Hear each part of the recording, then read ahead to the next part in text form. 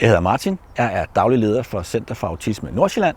Vi er startet en STU op i Nordsjælland for unge mennesker, som har brug for og lyst til at være i et fællesskab med andre unge på en skole, hvor man har plads til at være sig selv og til at udvikle sig sammen med andre unge mennesker og dem, der er på skolen.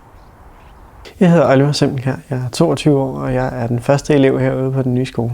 Så hvad har været godt? Det hele har været godt. Det er et sted, hvor vi er meget åbne og meget forstående over for hinanden. Vi respekterer hinanden. Vi arbejder sammen i fællesskab herude.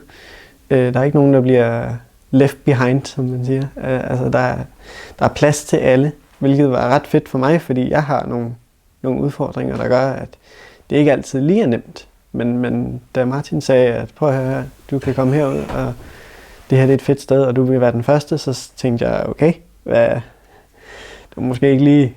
Men jeg gav det et skud, og jeg har ikke fortrudt det sådan. Det har været det fedeste indtil videre. Det har bare gået sindssygt godt, og altså, der er mange muligheder herude, som har gjort, så jeg har valgt det, hvor jeg tænker, det er perfekt. Det er lige fra IT til udendørsaktiviteter, til drivhus, til medie, til kreativitet. Altså, der er plads til det hele.